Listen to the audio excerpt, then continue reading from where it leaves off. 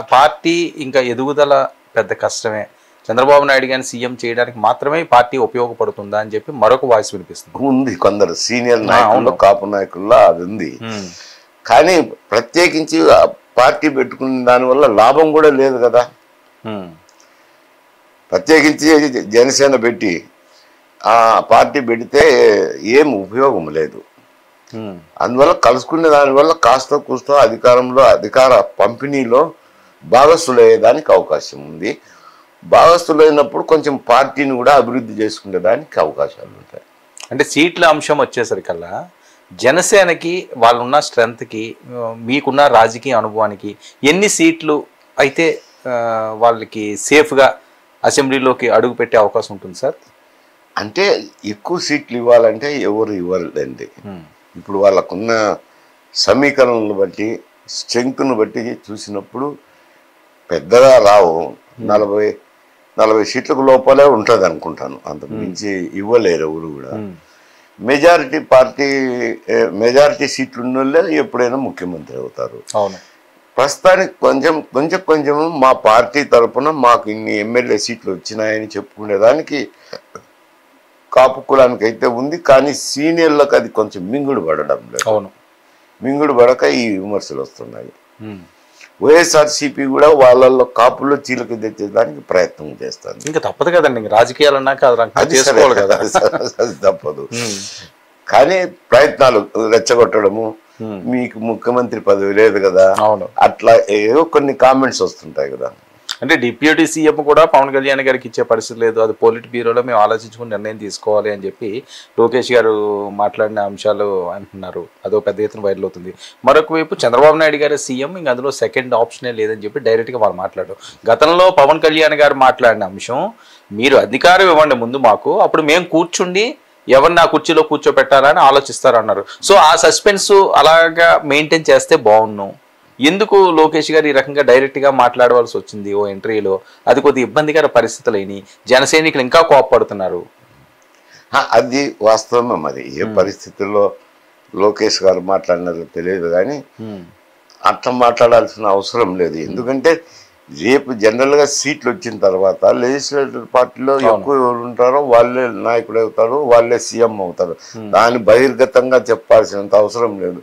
అప్పుడు మాట్లాడుకొని డిసైడ్ చేస్తామంటే అది డిప్లొమాటిక్గా కనపడుతుంది, ఇబ్బంది లేకుండా ఉంటుంది. కొంచెం అది మరి పొరపాటో గ్రహపాటో ఎందుకు మాట్లాడినారో మాట్లాడకూడదు. అట్లా మేము సీట్లు గెలిచి వచ్చిన తర్వాత 2 లెజిస్లేటివ్ పార్టీలు కలిసిన తర్వాత నిర్ణయం చేస్తాంలే అని డిప్లొమాటిక్గా చెప్పిండొచ్చు. అవును, ఇప్పుడు అంత డైరెక్ట్గా చెప్పాల్సిన అవసరం లేదని చాలా మంది మాట్లాడే పరిస్థితి, అనవసరమైన కాంట్రవర్సీ. సార్, చంద్రబాబు నాయుడు గారి గురించి మైసూరారెడ్డి గారిని అడిగితే ఏం చెప్తారు? ఆయన రాజకీయం కోసం, ఆయన వ్యూహం కోసం. అంటే ఆయన రాజకీయం నేను మొదటి నుంచి చూశాను కదా. నేను పివిసి తిరుపతిలో చదివేటప్పుడు ఆయన డిగ్రీ స్టూడెంట్. ఓకే, అప్పటి నుంచి పేరు తెలుసు, ఆయన పేరు నాకు.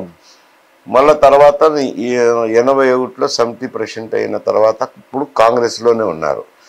కాంగ్రెస్లో ఉన్నప్పుడు కాంగ్రెస్లో రాజశేఖర రెడ్డి గారు, చంద్రబాబు నాయుడు గారు, కేఈ కృష్ణమూర్తి గారు, యంగ్ టర్క్స్ బ్యాచ్ అని వాళ్ళు ఒకటిగా తిరుగుతుండేవాళ్ళు. అప్పుడు నేను 81లో సమితి ప్రెసిడెంట్గా ఉండి కలవడం కూడా జరుగుతున్నది. మళ్ళీ కాంగ్రెస్ పార్టీ ఓడిన తర్వాత తెలుగుదేశంలో చేరడము, మళ్ళీ ఆయన ముఖ్యమంత్రి అయినారు. ఆయన కొంచెం విమర్శలకు సెన్సిటివిటీ ఎక్కువ. చంద్రబాబు నాయుడికి విమర్శలు అంటే సెన్సిటివిటీ ఎక్కువ. వీలున్నంత వరకు విమర్శలను అవాయిడ్ చేసుకునే దానికి సర్దుబాటు ధోరణిలో పోతుంటాడు. తర్వాత రాష్ట్రం నడపటంలో కొంచెం ఆలోచన ఉంది అనుకోండి, ఆయనకు ఉంది. తప్పకుండా లేదని నేను చెప్పలేను.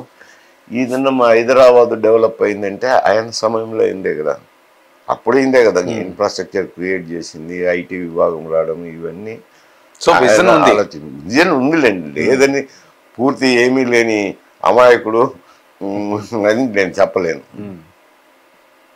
సో చిన్నప్పటి నుంచి ఆ స్పీడ్ ఉండేదండి ఆయనకి. అప్పుడంటే ఏదో స్టూడెంట్ లీడర్గా ఉన్నారు. మళ్ళీ యూత్ కాంగ్రెస్లో ఉన్నాడు. యూత్ కాంగ్రెస్ ఉన్నప్పుడు చంద్రగిరి నియోజకవర్గం ఇన్ఛార్జిగా ఉన్నారు యూత్ కాంగ్రెస్. మళ్ళా ఇక్కడ మంత్రి అయినాడులేండి, వీళ్ళ ఇద్దరితో పాటు మంత్రి అయినాడు. అంటే అప్పుడు ప్రవర్తన వేరు, ఇప్పుడు ప్రవర్తన. ఇప్పుడు ఒక పార్టీ హెడ్ సంస్థను నడపాలా, రెండోది ప్రభుత్వ బాధ్యతలను నిర్వహించాలా, ప్రతిపక్షంలో ఉన్నప్పుడు ప్రతిపక్షం నేత బాధ్యతలు నిర్వహించాలా. డ్యూయల్ రోల్ వచ్చింది కదా ఇప్పుడు. అంటే పార్టీ ఒక సైడ్ నడుపుకోవడము. ఏమంటే ఆయన తెలుగుదేశం పార్టీని సంస్థాగతంగా బలోపేతం చేశారు.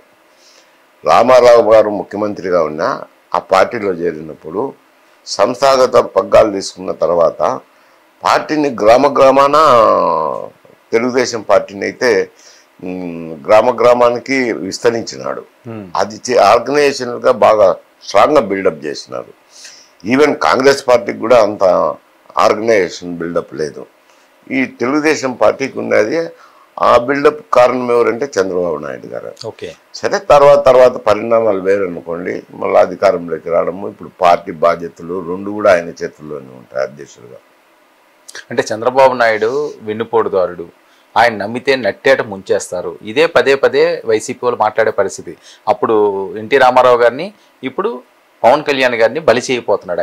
ఆయన్ని నమ్ముకుంటే ఇంకేం ఉండదు, పార్టీ క్లోజ్ చేసుకుంటే అందులో విలీనం చేయడమే అన్నది వాళ్ళు ప్రధాన టాక్. అంటే అది వెన్నుపోటు అని ఎట్టంటారులేండి, చాలామంది అన్నది అంటారు అనుకోండి. రాజకీయాల్లో పవర్ స్ట్రగుల్ అనేది ఎప్పుడు ఉంటుంది. అప్పుడు అలాంటి పరిస్థితుల్లో మామూలు కాదని చేయటం అది వెన్నుపోటుగా చిత్రీకరించినారు. మిగతా అప్పుడు వెన్నుపోట్లు ఉంటాయి, మిగతా సమయంలో వెన్నుపోటు అనేది ఉండదు కదా అంట. పవన్ కళ్యాణ్ గారు ఆయన పార్టీ వేరు, ఆయన సంస్థ వేరు. ఏ అలయన్స్లో సీట్లు అవి ఇవి సపరేట్ జరుగుతాయి కదా. ఆయన ముంచడానికి ఏం అవకాశం లేదు కదా, ఆయనకు వెన్నుపోటు పొడిచేదానికి అవకాశం లేదు. అంటే రాజకీయ పరంగా ప్రత్యర్థి లేకుండా చేస్తారు అన్నది వీళ్ళు రెగ్యులర్గా చేసి కామెంట్. అంటే ప్రత్యర్థి లేకుండా ఎట్లా చేస్తారు? ఆయనకు ఒక కులం ఉంది, వర్గం ఉంది, సినిమా స్టార్గా పనిచేసినారు, ఇతర కులాలను అభిమానులు ఉంటారు. ఆయన్ని చేయగలిగేది ఏముంటుంది, ఆయన్ని ముంచేది ఏముంటుంది? అంటే వాళ్ళ పొత్తు కూడా చూస్తుంటే ఇప్పుడు కొన్ని చోట్ల స్టేట్మెంట్ కూడా చూశాను. లోకేష్ జైల్లో ఉన్నప్పుడు నువ్వు కలిసిమెలిసి తిరగడము, మమ్మల్ని ఆయన ఆదుకున్నాడని చంద్రబాబు నాయుడు గారు జైలు నుంచి వచ్చిన తర్వాత కూడా మాకు మద్దతు పలికినారని గొప్పగానే చెప్పుకున్నారు. కాబట్టి ముంచుతారని నేను అనుకోను, అటువంటి జరుగుతాయని నేను అనుకుంటాం. సార్, భవిష్యత్తులో ఆంధ్రప్రదేశ్ ప్రజలు ఈ పొత్తుని యాక్సెప్ట్ చేసే విధంగానే ఉందా గ్రౌండ్? ఇప్పుడు గ్రౌండ్ రియాలిటీ అయితే జగన్కు బాగలేదు పరిస్థితి. ఇద్దరు కలిసి పోటీ చేస్తే తప్పకుండా ఆ కూటమికే మెజారిటీ స్థానాలు దక్కుతాయి, అధికారం కూడా దక్కుతుంది. అధికారం దక్కినాక నేను అనుకోవటం, నా రాజకీయ అంచనాల మేరకు ఆయనకు డిప్యూటీ చీఫ్ మినిస్టర్ ఖచ్చితంగా ఇస్తారు. ఎవరికి? పవన్ కళ్యాణ్ గారు. అదేం తేడా ఉండదు. ఓకే, సేమ్ ఇక్కడ బట్టి గారికి ఇచ్చినట్టుగా కాంగ్రెస్ ఎవరికి వేరే లేకుండా సింగిల్గా ఇస్తారు. జనరల్గా లేదనుకోండి, రాజ్యాంగంలో ఎక్కడ ఉప ముఖ్యమంత్రి పదవి లేదేమో. కాకపోతే ఉప ముఖ్యమంత్రి అంటానే ఒక గౌరవప్రదమైన ఇది కదా. ముఖ్యమంత్రి తర్వాత ముఖ్యమంత్రికి సముచిత స్థానం ఇవ్వడం అంటారు, ఆ ప్రాముఖ్యత ఉంటుంది. అంటే ఇది జనసేన నాయకులకు కానీ లేదా కమ్యూనిటీకి కానీ కాస్త ఇబ్బందికరంగా ఉంటున్నది. వాళ్ళు మెజారిటీ సీట్లు 60 కావాలి, 50 కావాలి అని చెప్పి వాళ్ళు మాట్లాడే పరిస్థితి. సో అంతమంది